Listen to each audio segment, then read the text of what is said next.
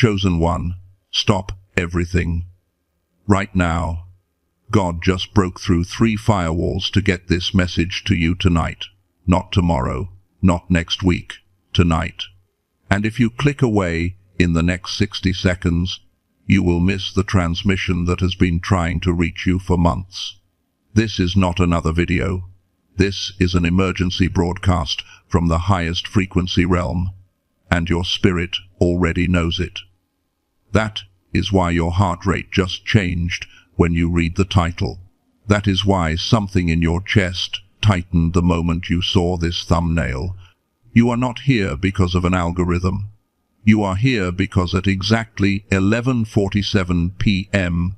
in the spiritual realm, 13 minutes before divine midnight, a seal with your name on it was broken.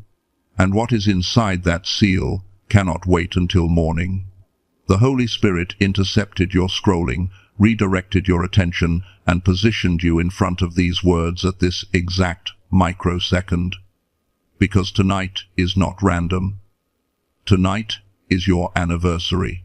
The anniversary of a question you asked when you were 7 years old, or half asleep, or crying in your car last month.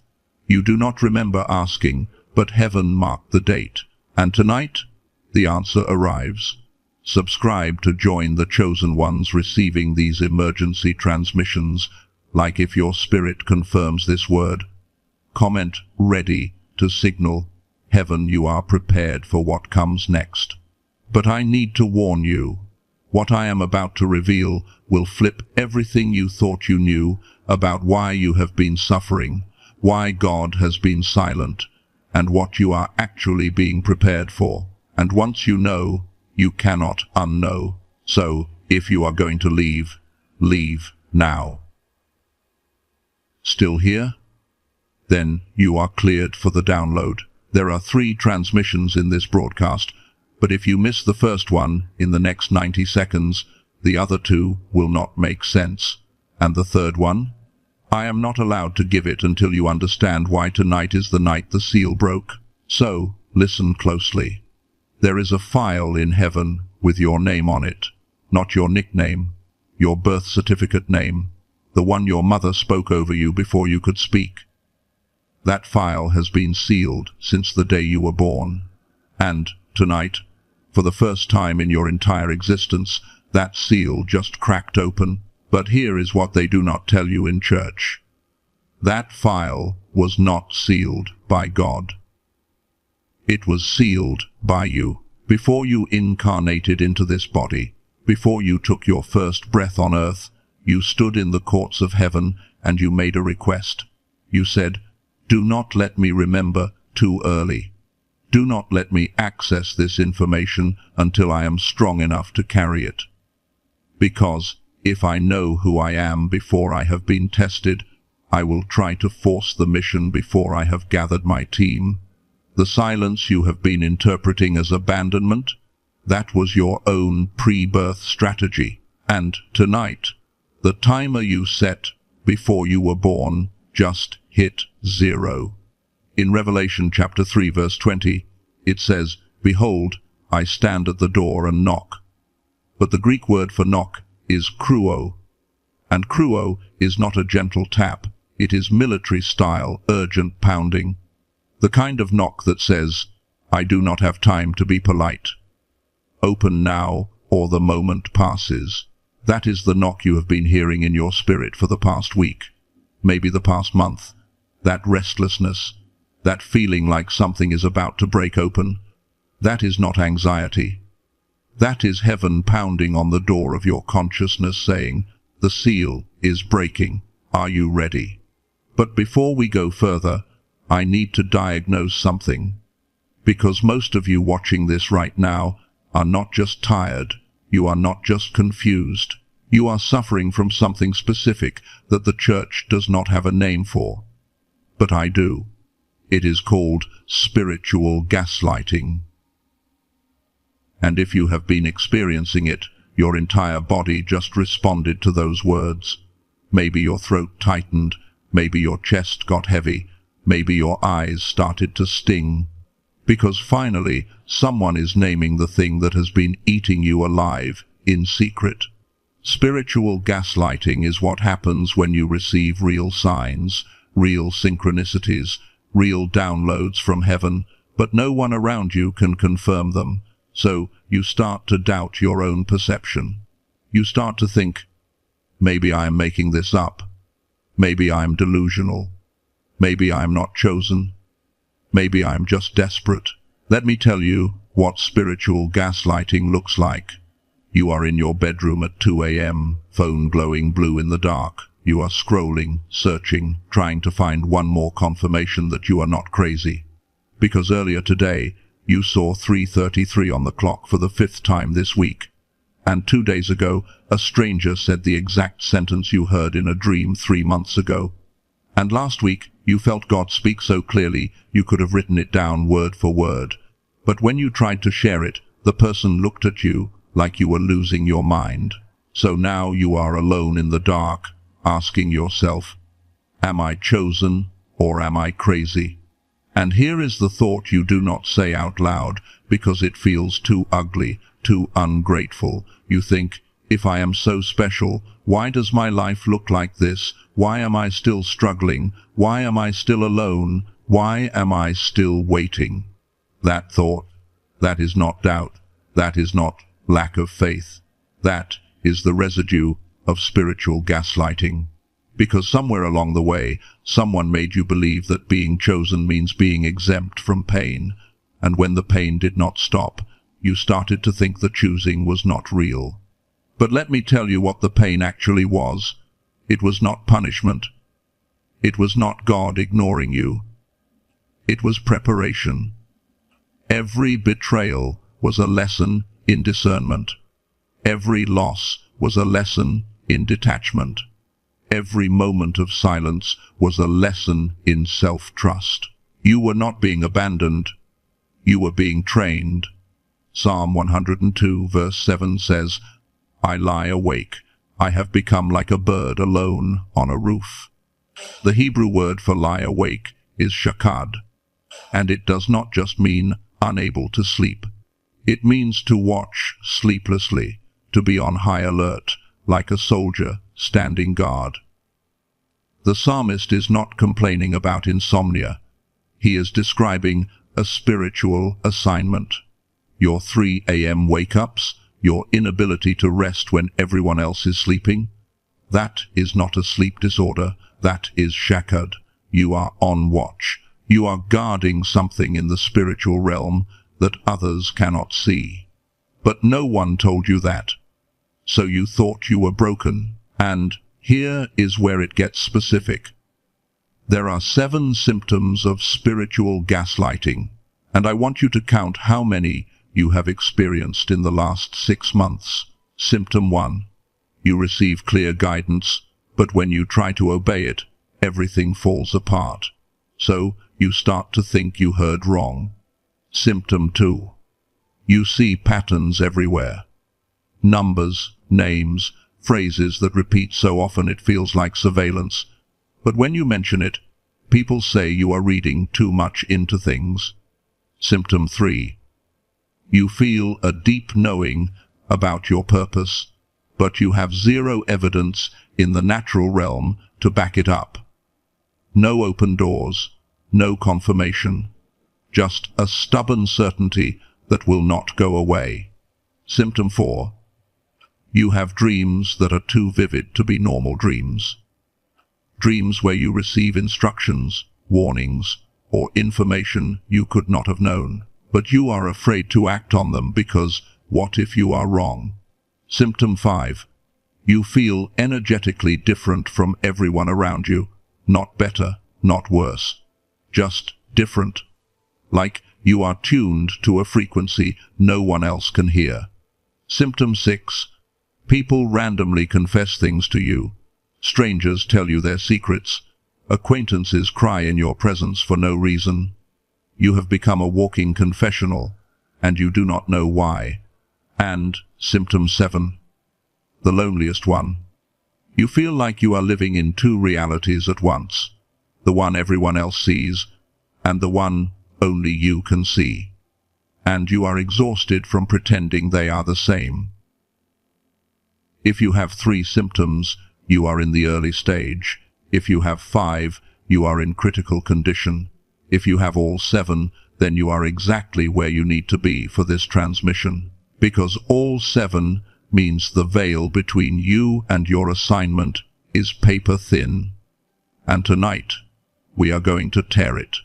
In Jeremiah chapter 1 verse 5, God says, "Before I formed you in the womb, I knew you. Before you were born, I set you apart." But look at what happens next in verse 6. Jeremiah responds, "Alas, sovereign Lord, I do not know how to speak. I am too young." Do you see it? God just told him, you are set apart, you are appointed, you are chosen. And Jeremiah's first response is, "I am not ready." That is the response of someone experiencing spiritual gaslighting. God is saying one thing, but Jeremiah's circumstances are screaming another, and the cognitive dissonance is crushing.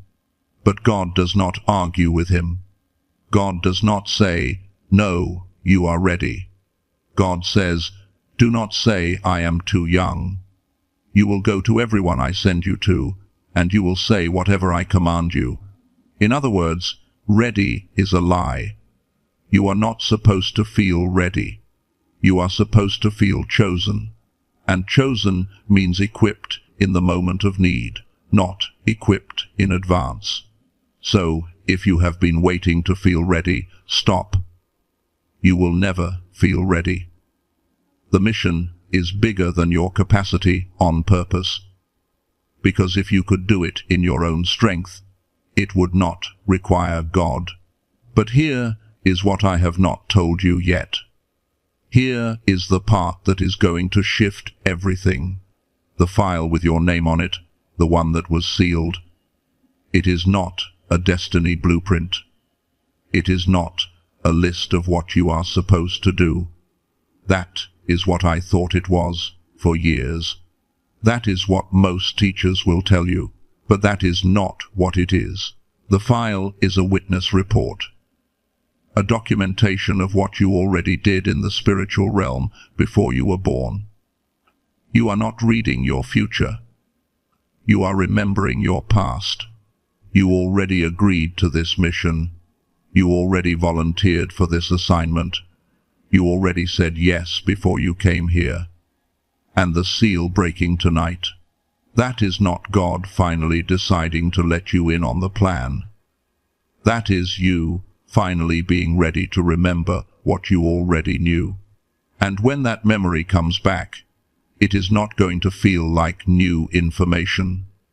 It is going to feel like coming home. But the question is, why was the file sealed in the first place? Why the delay? Why the waiting? Why the silence? What you think is the reason. It is not. And that is what the second transmission is about. The reason the file was sealed is because you were not ready for the weight of the truth. Your nervous system needed time to develop capacity. If you had remembered who you were too early, if you had accessed your full assignment as a child, your body would have collapsed under the magnitude. Your relationships would have shattered. Your mind would have fractured trying to hold both realities at once. So God, in His mercy, encrypted the information. He time-locked it. He set it to auto-decrypt at the exact moment when your frequency would match the message. And that moment is now. At least, that is what most teachers will tell you. That is the Sunday school answer. The one that makes God look protective and wise. And it is true. But it is not the whole truth. Here is what they do not tell you. The silence was not just from God. It was ordered by you. Before you incarnated into this body, you stood in the planning room of heaven, and you looked at the assignment. You saw the mission, you understood the cost, and you made a request. You said, "Do not let me remember too early, because if I know who I am before I have been tested. I will try to force the mission before I have gathered my team. I will move in my own timing instead of divine timing, and I will burn out before I ever begin. So you requested the delay. You designed the silence. You set the timer yourself. The waiting was not abandonment. It was your own pre-birth strategy. And here is why this changes everything. Because if you ordered the silence, then the silence was not a sign that you were forgotten.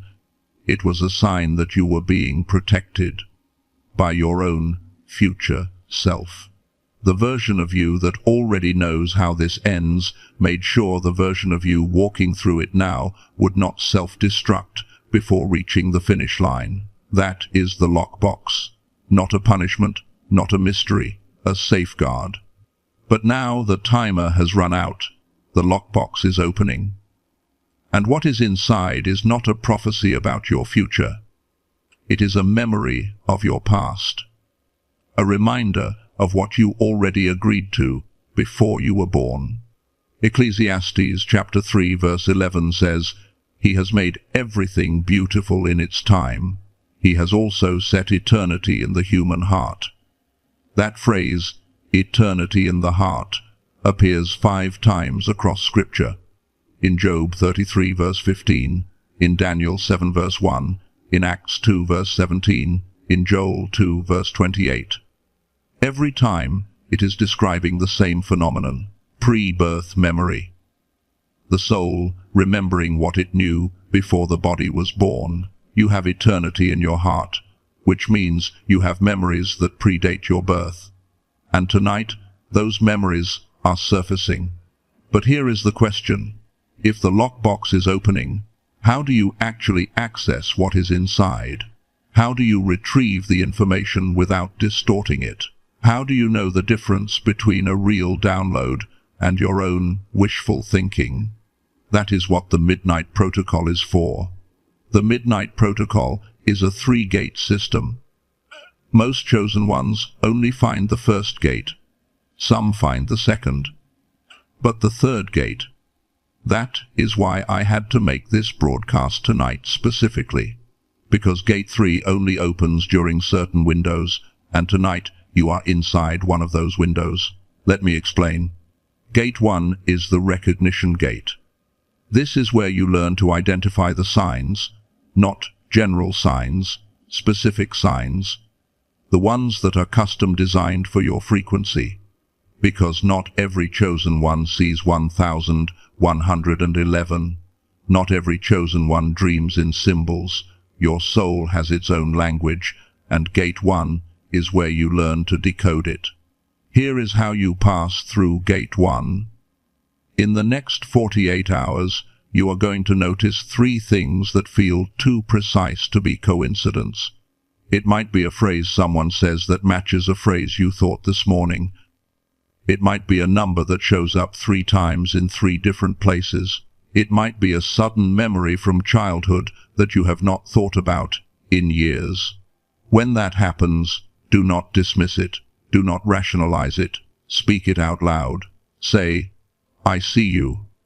I recognize this as a sign." That verbal acknowledgement is the key. It turns the lock on Gate 1. Gate 2 is the validation gate. This is where you test the sign to make sure it is real and not imagination. Because here is the truth most spiritual teachers will not tell you. Not every sign is from God. Some signs are from your own desperation. Some are from the enemy trying to distract you, and you need to know the difference. Here is how you validate. A real sign will do 3 things. First, it will bring peace, not panic. Even if the message is intense, the delivery will feel steady. Second, it will align with Scripture. God does not contradict his own word. And third, it will require you to grow, not stay comfortable. Real signs push you toward your edge. If a sign checks all 3 boxes, you have clearance to move to Gate 3. Gate 3 is the transmission gate. This is where you receive the actual download, the instructions, the intel, the specific next steps, and here is why Gate 3 only opens at certain times. Because downloads are not just information, they are energy, and your body can only handle certain frequencies at certain times. Midnight is one of those times. Not metaphorical midnight, literal midnight. The moment when one day ends and another begins. The veil between the spiritual and physical realm is thinnest at that hour. That is why you wake up at 3 a.m. with clarity you do not have at 3 p.m. That is why the darkest moments of your life always seem to happen in the middle of the night, because that is when heaven has the clearest line to earth. Matthew chapter 25 verse 6 says, "At midnight the cry rang out, 'Here is the bridegroom, come out to meet him.'" This is the parable of the 10 virgins. But pay attention to the detail. Why midnight? Why not morning? Why not evening? Because midnight is the dividing line, the threshold, the portal. Your insomnia is not a disorder. Your restlessness at night is not anxiety. It is your spirit waking up during transmission hours. You are on the frequency, even when your mind does not understand it. So, here is what you do tonight. At 11:47 p.m., 13 minutes before midnight, I want you to do this in your mind. Picture yourself standing at a door, not a regular door, a door made of light. On the other side of that door is the version of you who already completed the mission. The version who already knows how this ends. In your mind, knock 3 times. And wait. Do not force it. Do not imagine what you think should happen. Just wait and notice what comes. Some of you will hear a word. Some will see an image. Some will feel a sudden knowing in your chest. Whatever comes through, write it down immediately. Not tomorrow. Tonight. Because downloads fade fast if you do not anchor them. That is the midnight protocol. 3 gates: recognition, validation, transmission. And if you follow it exactly as I just described, you will access information that has been locked in your spirit for years. But you might be thinking, does this actually work? Or is this just spiritual theory? Let me tell you about someone I call the engineer. I cannot use his real name, but when he applied the midnight protocol exactly as I taught it, something happened that made him call me at 4 a.m., crying. And I do not mean tears of relief. I mean tears of shock.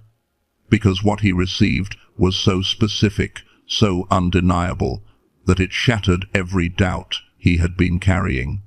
The engineer had been stuck in his career for 3 years. He had the skills. He had the degree. But every door he tried to walk through slammed in his face, and he started to believe the lie that maybe God did not want him in that field. Maybe he had misheard his calling. Then he found this teaching, and on a Tuesday night he followed the protocol. He went through Gate 1 and recognized the signs he had been dismissing. A phrase his grandfather used to say kept showing up in conversations with strangers. He acknowledged it out loud. He moved to Gate 2 and validated. The phrase brought peace.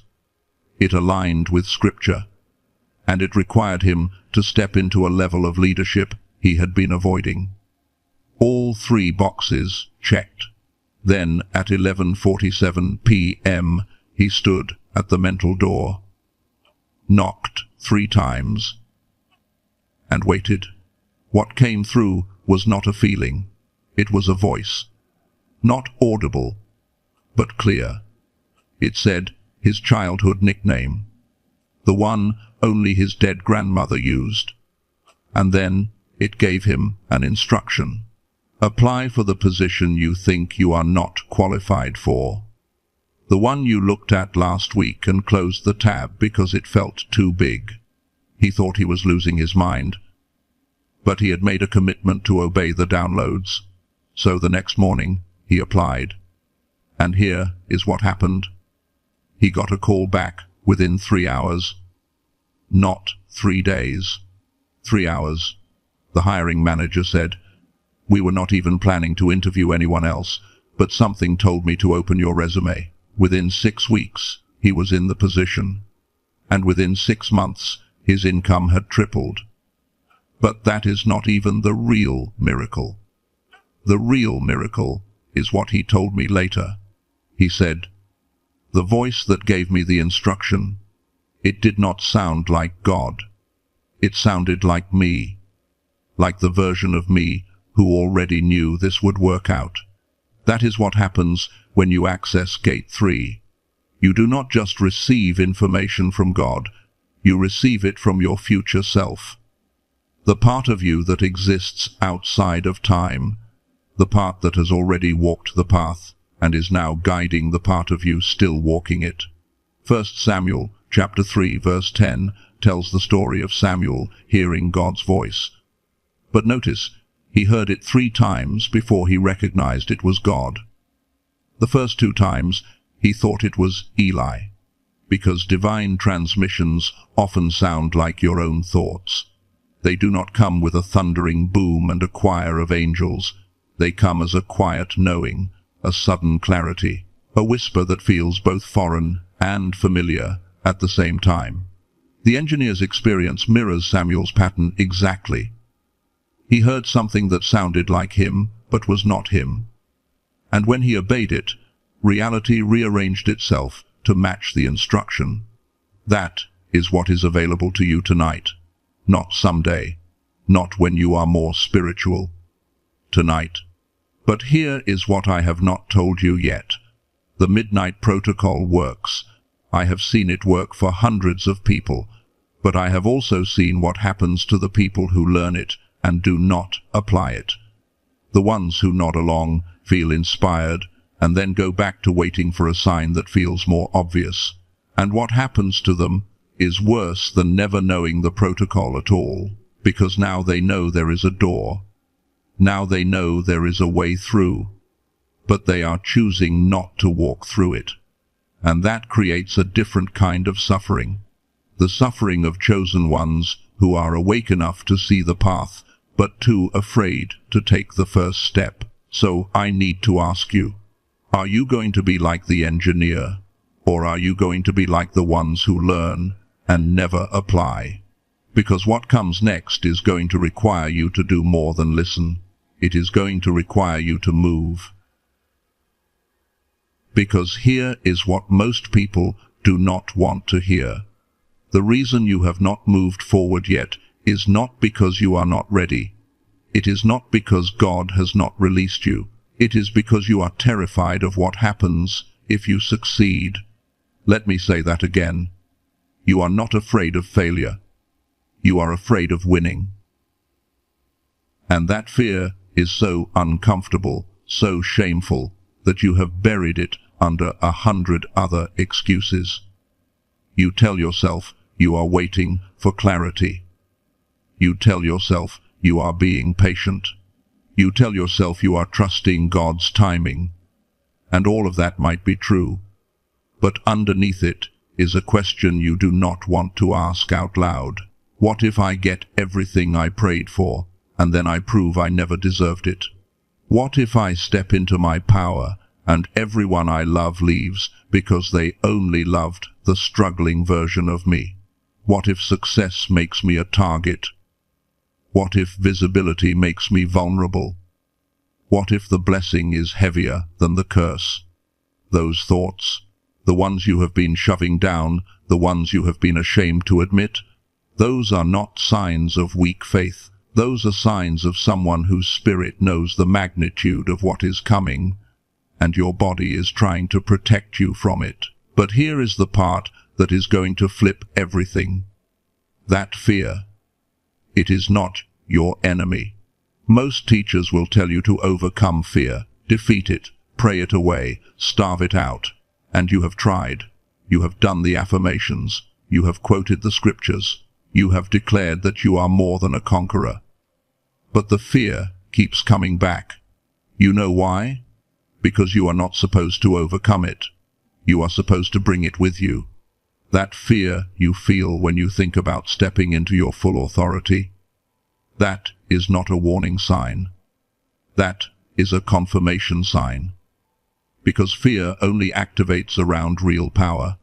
If this mission was fake, if this calling was delusion, you would not be scared. You would be indifferent. The fact that you are terrified means you are close. The fact that your hands shake when you think about the next step means the next step is real. The fear is not trying to stop you. The fear is your bodyguard. It only shows up when you are about to touch something that matters. Exodus chapter 3 verse 11. Moses stands in front of the burning bush, and God says, "I am sending you to Pharaoh to bring my people out of Egypt." And Moses responds, "Who am I that I should go to Pharaoh? Who am I that I should bring the Israelites out of Egypt?" That is the fear response. Not, "I cannot do this," but, "Who am I?" And here is what is critical. God does not say, "You are amazing. You are qualified. You are enough." God says, "I will be with you." In other words, your inadequacy is not disqualification. Your inadequacy is the entire point. Because if you could do this in your own strength, it would not require God. And if it does not require God, it is not your real assignment. The same pattern shows up with Gideon, with Jeremiah, with Esther. Every single one of them responded to their calling with, "I am not enough." And every single time, God said, "I know. That is why I am sending you. So stop waiting for the fear to go away. It will not. Stop waiting to feel ready. You will not. Start moving with the fear. Start obeying with the trembling. Because courage is not the absence of fear. Courage is fear that has said yes anyway. But I need to tell you something else. Something I have been holding until now, because if I said it at the beginning, you would not have believed me. But you have come this far. You have stayed through the discomfort, so you are ready to hear it. There is a reason this broadcast found you tonight. There is a reason the seal broke today and not last month. There is a reason you are hearing this message at this exact moment in your life. Because tonight is your anniversary. Not your birthday. Not the anniversary of a major life event. The anniversary of your first real prayer. The one you spoke before you knew religious language. The one you whispered when you were still honest with God. The one that went something like this: "God, if you are real, use me. I do not care what it costs. I do not care what I have to go through. Just please, let my life mean something." You do not remember praying it.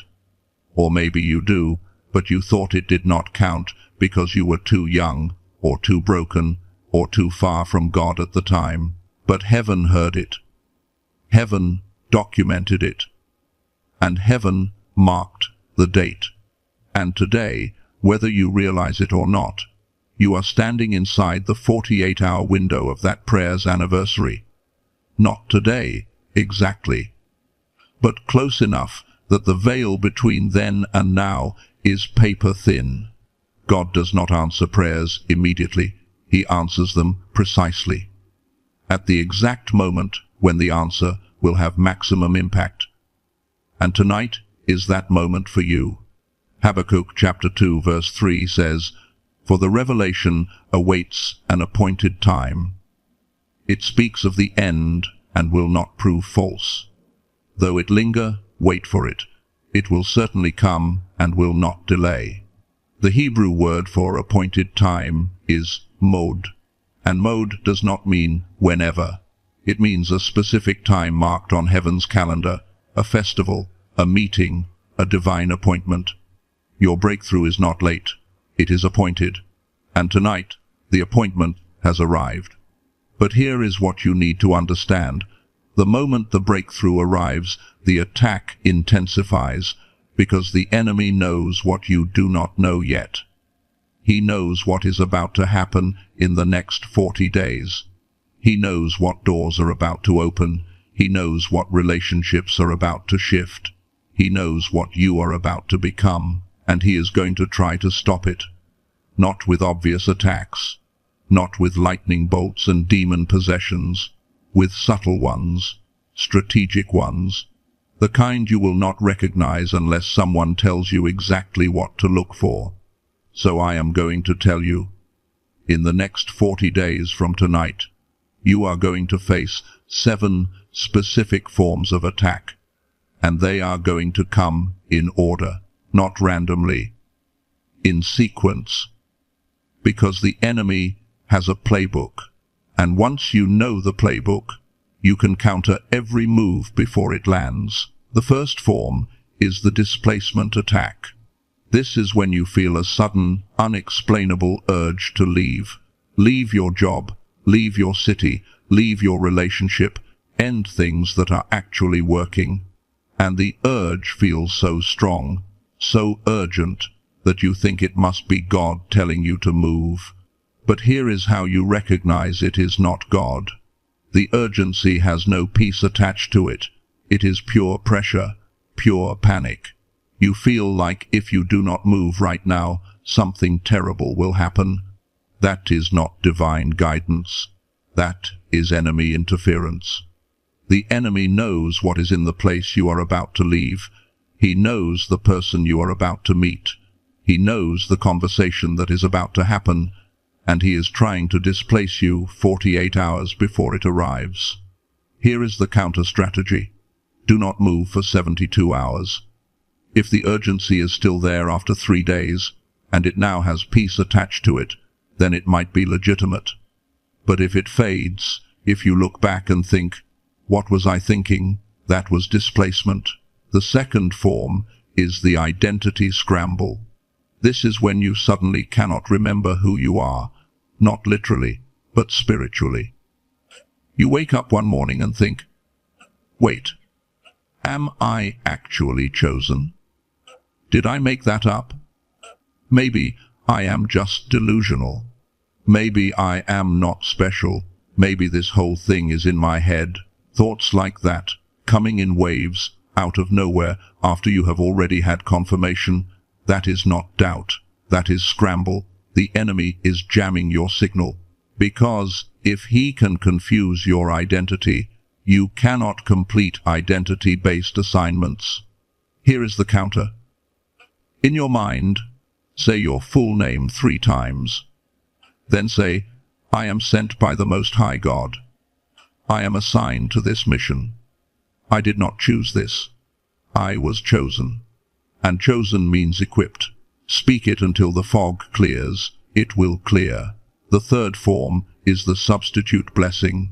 This is the sneakiest one. This is when a good opportunity appears. Not a bad one. A good one. It makes sense logically. It would solve some of your problems. It would ease some of your stress. And everyone around you thinks you should take it. But when you sit with it in your spirit, it feels like settling. It feels like close enough. It feels like the enemy saying, "I cannot stop you from being blessed, so I will give you a blessing that is just good enough to make you stop pursuing the Great One." Here is how you test it. Ask yourself, does this opportunity require me to abandon my specific assignment? Does it require me to delay what I know I am supposed to do? If the answer is yes, it is substitution. If the answer is no, and it actually accelerates your assignment, then it is real. Now, forms 4 and 5 I am going to introduce, but I cannot give you the full breakdown until you have processed the first 3, because forms 4 and 5 only make sense after you have survived forms 1 through 3. Form 4 is the manufactured crisis. This is when a problem appears out of nowhere and demands all your attention. It feels life or death. It feels urgent. But when you step back, you realize it is urgent, but not important. It is a distraction disguised as an emergency. Form 5 is the betrayal echo. This is when someone close to you says or does something that feels exactly like your worst past betrayal, and it triggers you back into protection mode right when you are supposed to be opening up. And Forms 6 and 7? I cannot even name them yet, because if I tell you what they are before you are ready, you will spend the next 30 days in fear waiting for them. And fear of the attack is worse than the attack itself. But here is what I will tell you. Forms 6 and 7 are the final tests. The ones that separate the people who finish from the people who quit 3 feet from gold. And when you face them, and you will face them, you will recognize them because of everything I have taught you so far. Ephesians chapter 6 verse 12 says, "For our struggle is not against flesh and blood, but against the rulers, against the authorities, against the powers of this dark world." Paul wrote that from prison. He was not theorizing. He was testifying. He had identified the forms while experiencing them. And 1 Peter chapter 5 verse 8 says, "Be alert and of sober mind. Your enemy the devil prowls around like a roaring lion, looking for someone to devour. Resist him, standing firm in the faith." The Greek word for resist is antisteta. It is a military term. It means hold your ground, not attack back, not run away. Stand firm. Your job in the next 40 days is not to go on the offensive. Your job is to stand, to recognize the attacks as they come, to name them, to counter them, and to keep moving forward even while under fire. Because here is what the enemy does not want you to know. The attacks are proof you are on the right path. If you were walking in the wrong direction, he would leave you alone. The fact that he is throwing everything at you means you are close to something he cannot afford for you to reach. So, when Form 1 hits, and it will hit, do not panic. Say, "Oh, that is displacement. I see you, I recognize you, and I am not moving." When Form 2 hits, do not spiral. Say, "That is identity scramble. I know who I am, I know who sent me, and no amount of static will make me forget." When Form 3 shows up disguised as a blessing, do not jump, test it. Wait 72 hours, and if it is real, it will still be there. If it is substitution, it will evaporate. But here is what happens next, and this is the part most people are not prepared for.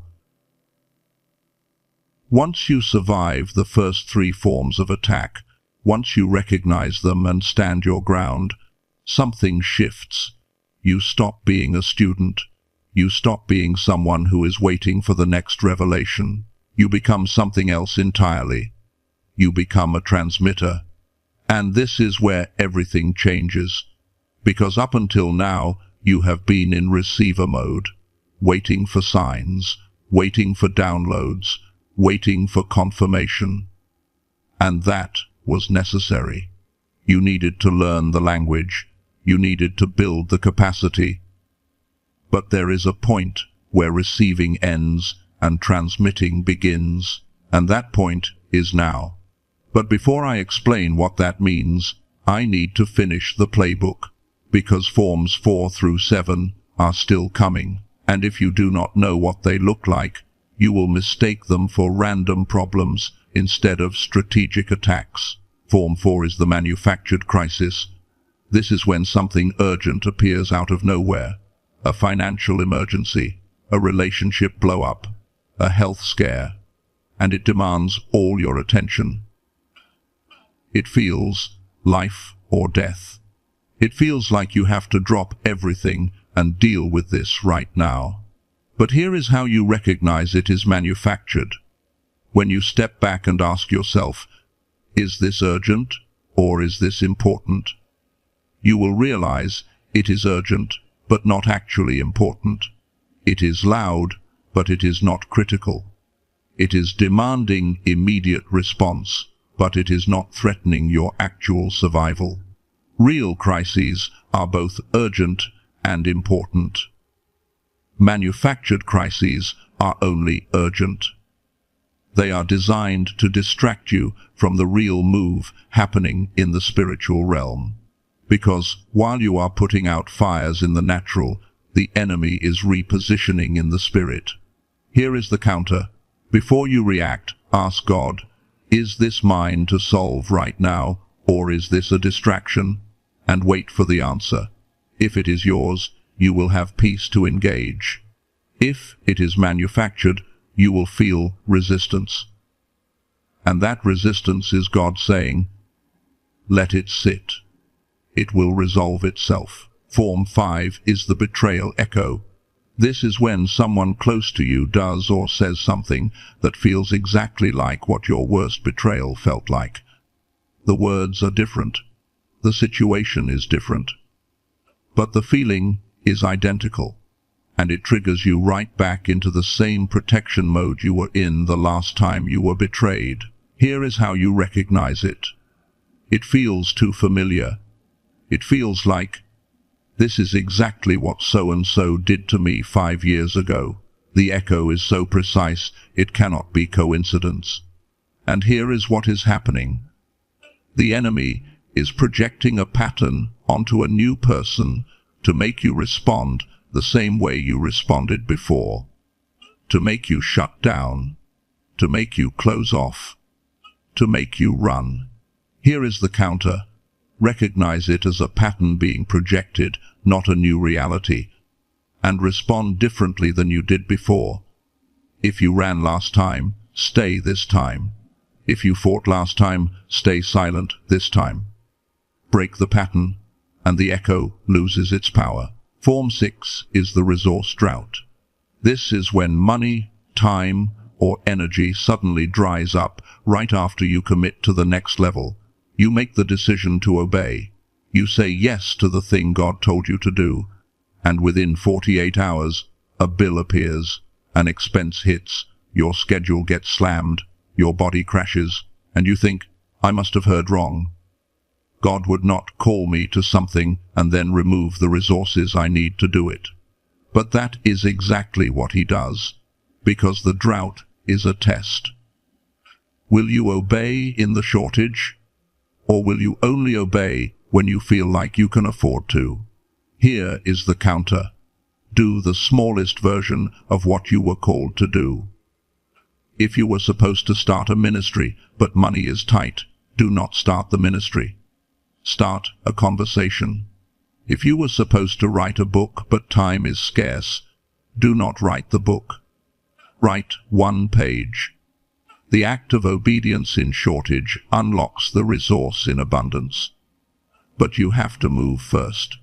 And Form 7, the final one, the one that has ended more callings than all the others combined. Form 7 is the physical crash. This is when your body completely shuts down. Extreme exhaustion that sleep does not fix, sudden illness that doctors cannot explain, or sleep disruption so severe you cannot function. And it hits right when you are supposed to execute. You wake up one morning and you literally cannot get out of bed. Not because you are lazy, not because you are depressed, but because something in your body has been turned off. Here is what is happening.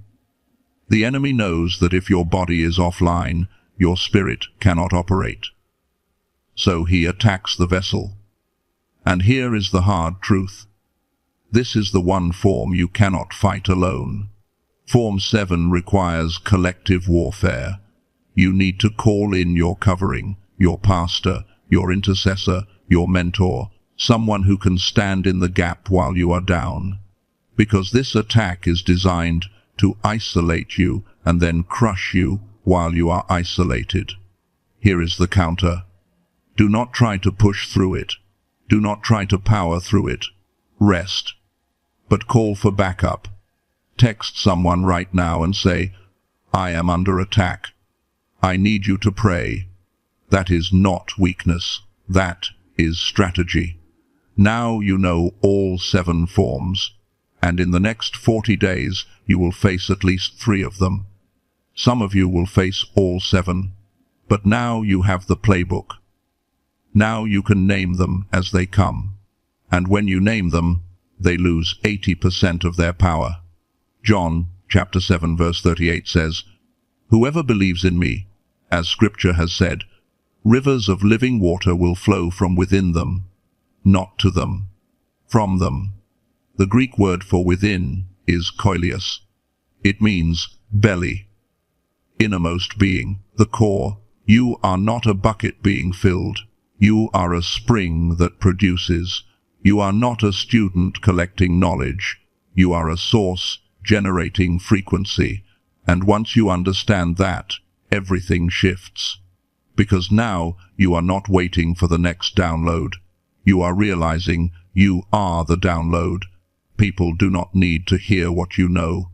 They need to be near what you carry. And here is what most teachers will tell you. They will say, now that you are activated, you need to share your story. You need to post about it. You need to tell everyone what God did for you. You need to become a voice. And that sounds right. That sounds like what a transmitter does. But that is not what a transmitter does. A transmitter does not broadcast through words. A transmitter broadcasts through presence. Most of you will not say anything. Most of you will not post anything. Most of you will not build a platform. But everywhere you go, the frequency will shift. People will stand near you and suddenly get clarity they have been searching for. They will have breakthroughs in your presence that they could not have alone. They will receive downloads just from being in the same room as you, not because you said anything, but because you are broadcasting without trying. You are a walking portal. And your job is not to explain the portal. Your job is to be the portal. Let me tell you about someone I call the teacher. She did not believe the transmission part. She thought it was metaphorical. She thought transmitter meant inspiring people with her testimony. And she kept waiting to feel ready to share. But she never felt ready. So she stayed silent. Then, one morning, she walked into her 3rd grade classroom. 23 kids who would not stop fighting. Chaos every single day. She stood at the front of the room and thought, God, if you are real, use me. I do not know what to do anymore. She did not say it out loud. She just thought it. And then she stood there in silence for 10 seconds. And the room went quiet. Not discipline quiet. Peace quiet. A kind of stillness she had never seen in that classroom before. And then one of the kids, a boy who never cried, started crying. And he said, I forgive my dad. She had not mentioned forgiveness. She had not talked about fathers. She had not said anything. But the frequency in the room shifted, and the boy felt safe enough to release something he had been carrying for years. Over the next 2 weeks, 5 different students had breakthrough moments in her presence. Conversations with parents they had been avoiding, confessions about struggles they had been hiding, questions about God they had been too scared to ask. And she told me, I did not preach. I did not evangelize. I just carried the frequency. And the frequency did the work. Her principal pulled her aside 6 weeks later and asked, what training did you take? Because the change in your classroom is measurable. The test scores went up. The behavior incidents went down. What did you do differently? And she could not explain it. Because she did not do anything. She just became something. Acts chapter 5 verse 15 says, people brought the sick into the streets and laid them on beds and mats, so that at least Peter's shadow might fall on some of them as he passed by. Peter's shadow, not his words, not his sermons. His proximity, his presence, healed people. And that same anointing is available to you, not because you are special, but because you are assigned. And assignment carries authority, and authority carries frequency, and frequency rearranges reality. So stop waiting to feel ready to share your story. Start understanding that your presence is the story. And the people who are supposed to receive from you will be magnetically drawn to you without you doing anything to attract them. But now I need to give you the timeline, because you are not going into this blind. I am going to tell you exactly what will happen in each of the next 40 days, not in general, specifically. And you will know this is real when day 7 happens exactly as I describe it. Numbers chapter 14 verse 34 says, "For 40 years, 1 year for each of the 40 days you explored the land, you will suffer for your sins." 40 days is a complete cycle. It appears 14 times in Scripture. Noah's flood, Moses on the mountain, Jesus in the wilderness, spies in Canaan. Every time, it is the same pattern. 40 days of testing, transformation, and commissioning. Your 40 days start tonight. And here is what each week will look like. Days 1 through 7, the activation week.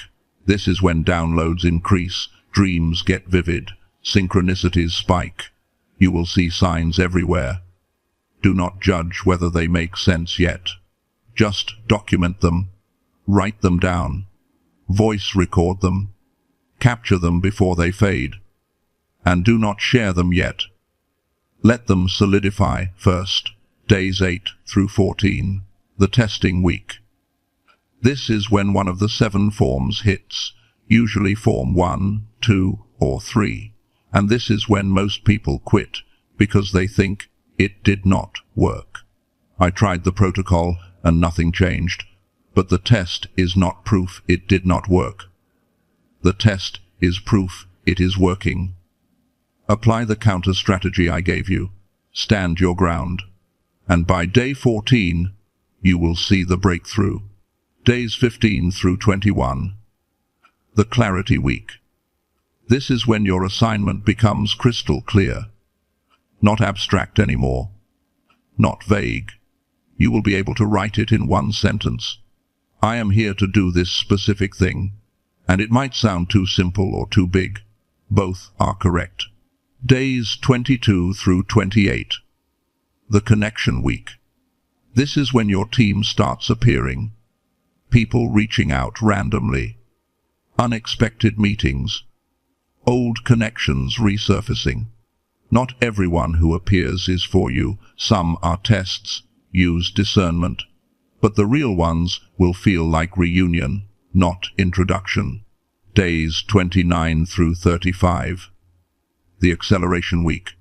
Things move fast. Opportunities, resources, doors.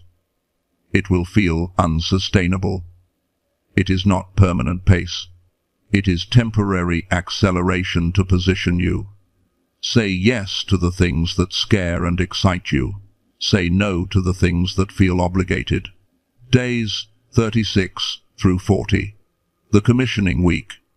You will receive a clear directive, a specific action to take that launches the next phase. It might not make logical sense. Do it anyway. Obey immediately. Even if it seems small, even if it seems weird. That action is the activation key for everything that comes after. That is your roadmap. 6 weeks, 40 days, and at the end, you will not be the same person you are right now.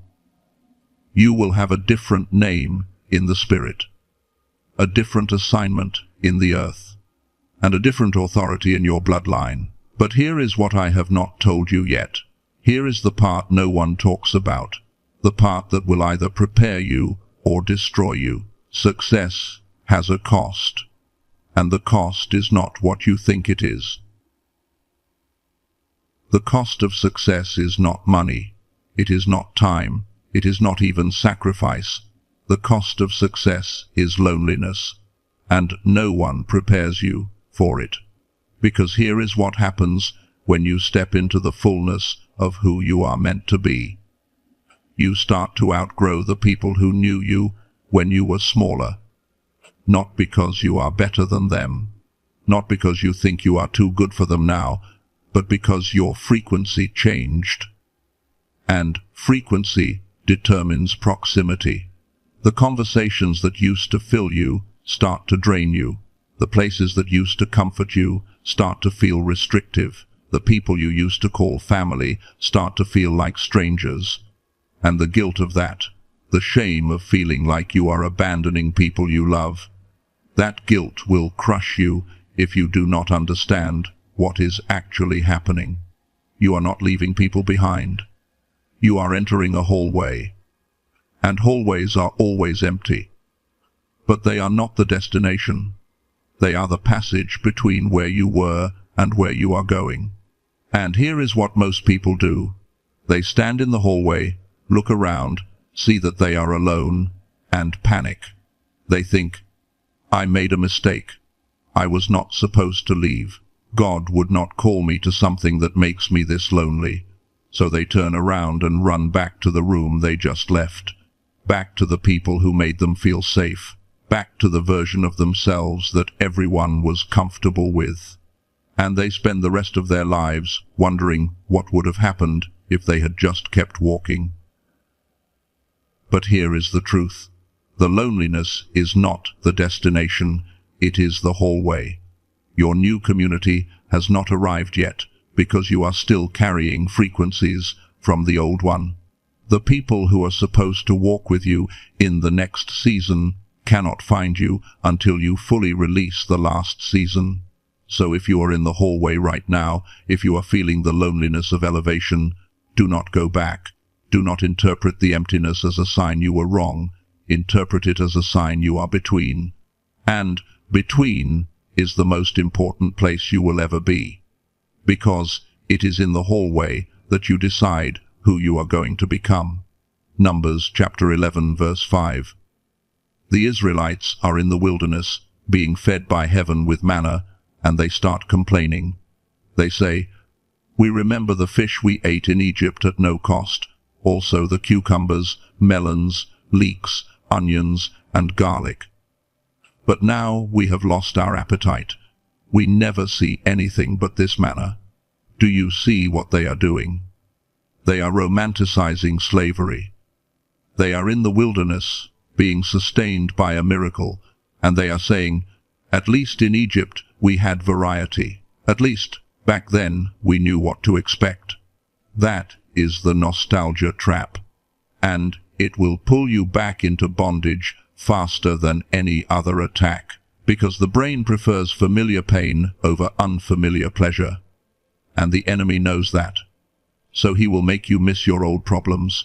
He will make you remember the struggle with fondness. He will whisper, at least back then you had people. At least back then you felt normal. But normal was never your assignment. Chosen was. So if you are in the hallway, here is what you do. You do not sit in the middle and wait for the loneliness to pass. You anchor the transition into your body so the hallway does not become your home. That is what the 5 integration actions are for. The first action is the morning frequency declaration. Every morning, within the first 3 minutes of waking, before you touch your phone, before you speak to anyone, you say this in your mind. I am your full name. Today, I carry heaven's frequency. My presence is transmission. You do not say it out loud. You think it. And as you think it, feel your breath. Notice the air moving in and out. That is you anchoring the declaration into your body. Because words without breath are just noise. But words with breath become authority. The reason this works is because your frequency is most programmable in theta brainwave state. And theta is the state you are in right after waking. So the first thought you think after waking sets the frequency for the entire day. Most people wake up and immediately check their phone. And the first frequency they absorb is chaos, news, messages, other people's emergencies, and then they wonder why their day feels reactive.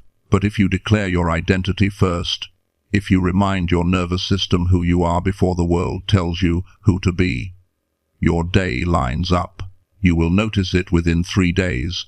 Your decisions will feel clearer. Your interactions will feel aligned. Your energy will last longer. The second action is the midday recalibration. At noon, or as close to noon as possible, pause for 90 seconds.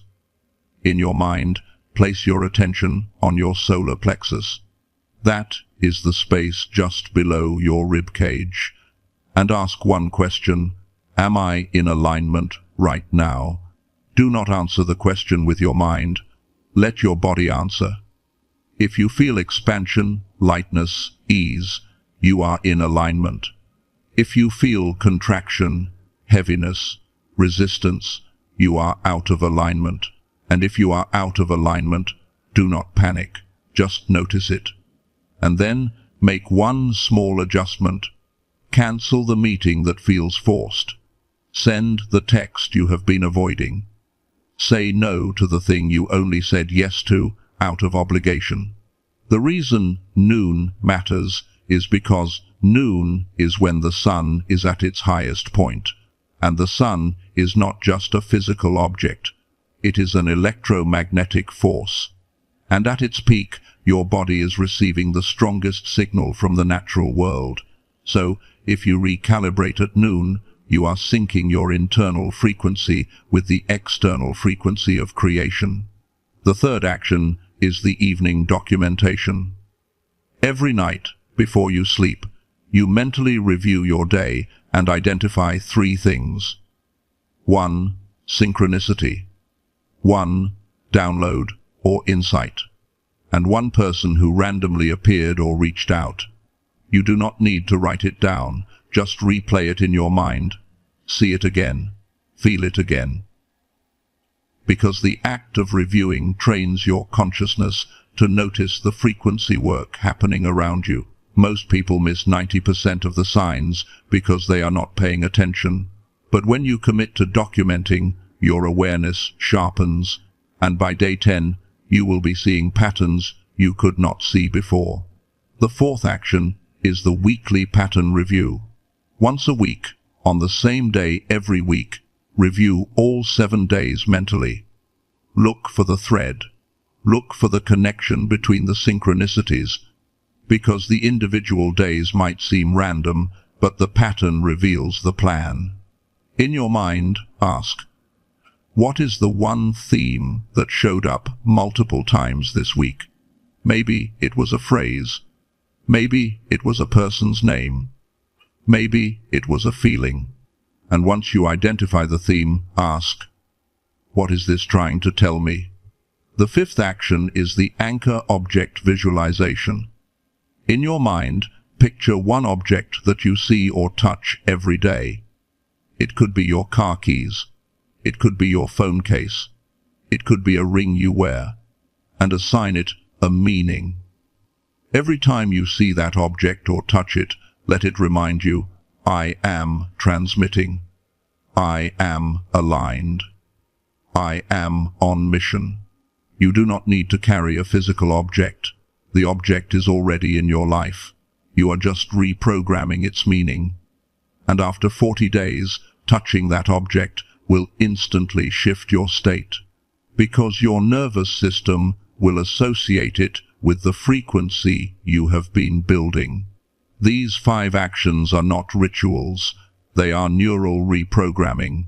They are how you anchor the spiritual into the physical. And if you do them for 40 days, you will not need them anymore, because by then the frequency will be automatic. Joshua chapter 4 verses 6 and 7. God tells Joshua to take 12 stones from the Jordan River and pile them as a memorial, so that when your children ask in the future, what do these stones mean? You can tell them.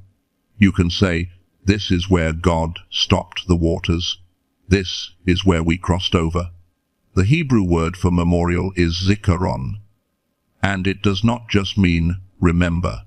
It means remember. To put back together, to reassemble what has been fragmented. Physical objects reconnect you to spiritual moments when you are falling apart. That is what the anchor object does. It remembers you when the world tries to fragment you. But now, I need to tell you the thing I have been holding until the very end. The thing that will either set you free or confuse you, depending on whether you are ready to hear it. God is not about to tell you that you are special. He is about to tell you what you have been assigned. Not your purpose. You already know your purpose. Even if you cannot name it, you feel it. That pull, that knowing, that thing you cannot stop thinking about no matter how many times you try to distract yourself. Your purpose is not the mystery. Your protocol is.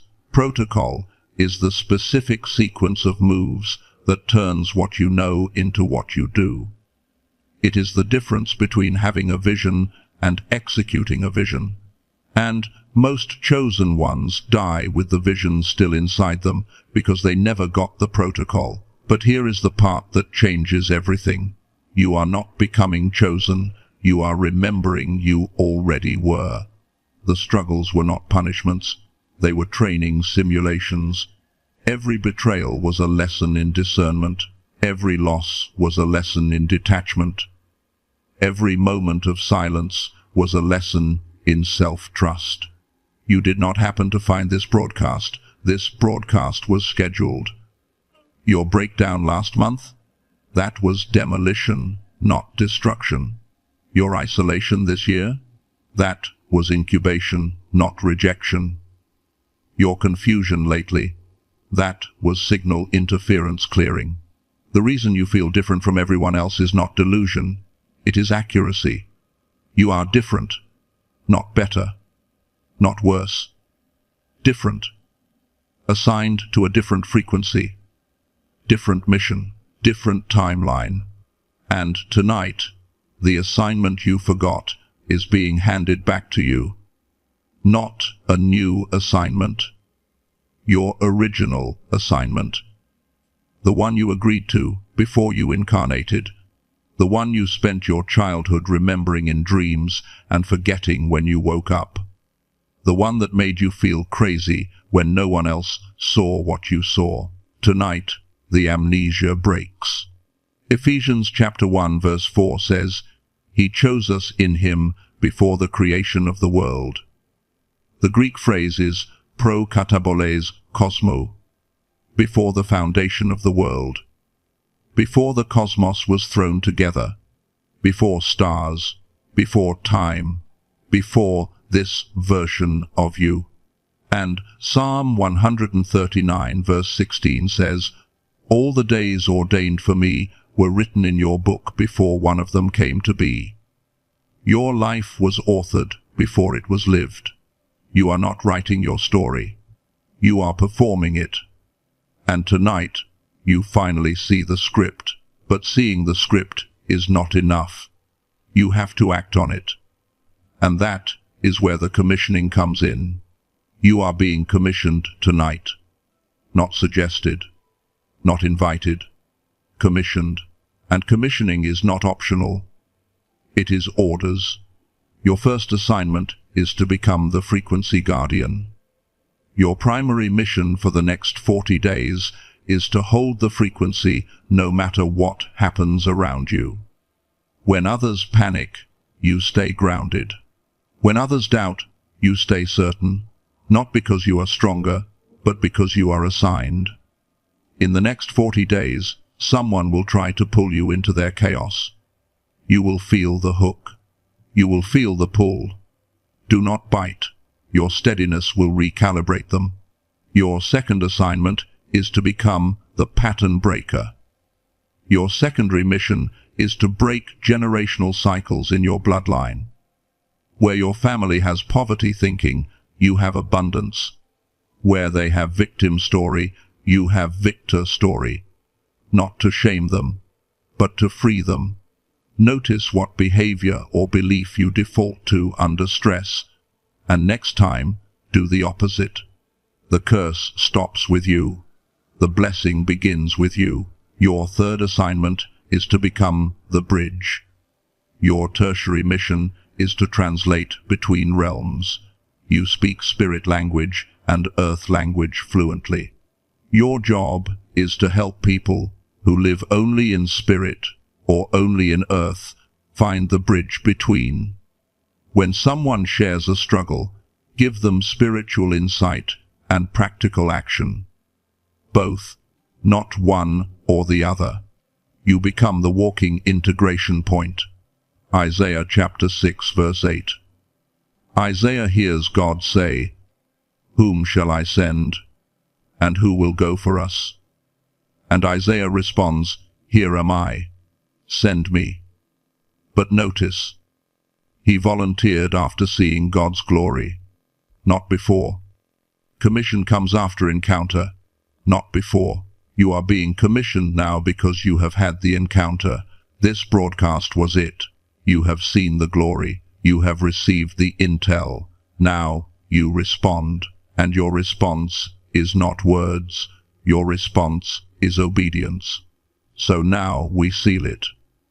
But before we seal it, you need to prepare, because what comes next is not a regular prayer. This is an activation ceremony. And if you are distracted, if you are multitasking, if you are not fully present, the seal will not hold. So here is what you do. If you are in a public place, find a moment of privacy. If you are driving, pull over when you can. If you are lying down, that is fine. But wherever you are, you need to give this your full attention for the next 8 minutes. In your mind, clear the space. Imagine yourself standing in an empty room. White walls, white floor, white ceiling. Nothing else. Just you and the presence of God. Feel the stillness. Feel the weight of this moment. This is not you praying to God. This is God praying through you. Your job is to be the mouthpiece, not the author. I will speak some words. You will repeat some words in your mind, and together we will create the seal. If you feel resistance, that is normal. Push through. If you feel emotion, tears, heat, trembling, let it move. If you feel nothing, that is fine too. The work happens whether you feel it or not. Nehemiah chapter 8 verse 6. When Ezra opened the book of the law, all the people stood up. And Ezra praised the Lord, and all the people lifted their hands and responded, "Amen, Amen." Then they bowed down and worshipped the Lord with their faces to the ground. Physical posture matters in spiritual moments. And even though you cannot physically stand right now, you can stand in your mind. Picture yourself standing at attention. Spine straight, head level, shoulders back. This is the posture of a soldier receiving orders. Now we begin. In the name of Yeshua, the name above all names, I declare that the atmosphere is shifting right now. The veil is thin. The portals are open. Heaven's emergency broadcast station is transmitting on full power. Every demonic interference, every doubt frequency, every counterfeit signal, silenced. This moment is holy. The angels assigned to you are standing at attention. Your name is being spoken in the courts of heaven. Receive. Father, you see this chosen one. You see the tears at 3 a.m. that no one else witnessed. You see the prayers whispered in the car when they could not make it to church. You see the moments they wanted to quit but did not. You see the loneliness they carried like a secret. You see the confusion when signs came, but no one could confirm them. You see the self-doubt, the "am I crazy?" the "maybe I made it all up." You see, and you are saying, "I saw it all. I documented it all. And tonight, I am opening the file." I seal the midnight protocol into this chosen one's life. I seal the 3 gates: recognition, validation, transmission. I seal the 40-day timeline with divine checkpoints. I seal the 7 forms of confrontation with the counter-strategy already downloaded. I seal the 5 integration actions as daily bread. I seal their identity as transmitter, as walking portal, as frequency holder. I bind the spirit of spiritual gaslighting that made them doubt their own perception.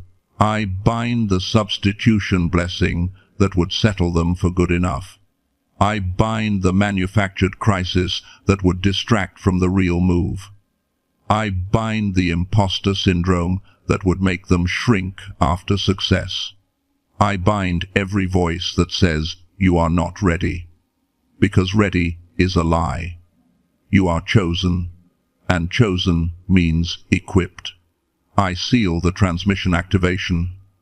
Everywhere you go, people will feel something shift without you saying a word. I seal the antenna extension. You are now a walking broadcast tower. I seal the ripple effect. Breakthrough will cascade through your bloodline, both forward and backward through time. I declare, within 7 days, you will receive the first confirmation checkpoint. Within 14 days, you will face the first form of attack, and you will recognize it. Within 21 days, your assignment will crystallize from fog to focus. Within 40 days, you will be standing in a completely different reality than where you stand tonight. I declare resources are about to find you, not the other way around. I declare doors that were welded shut are about to swing open.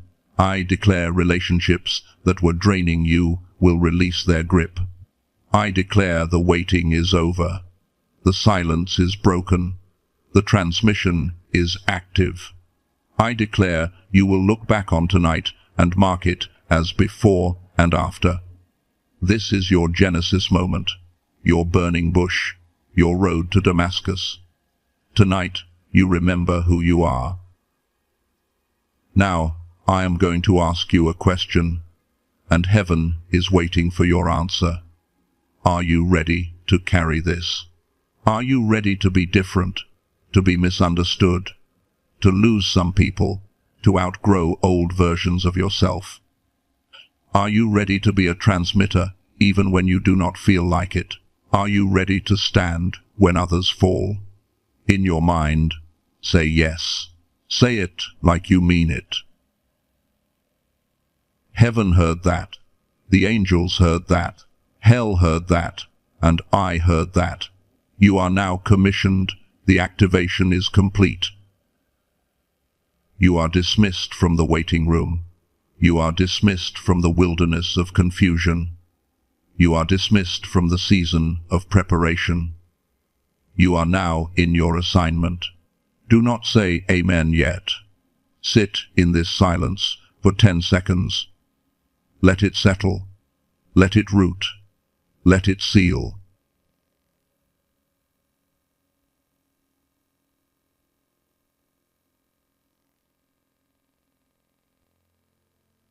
Now go, and do not come back to normal.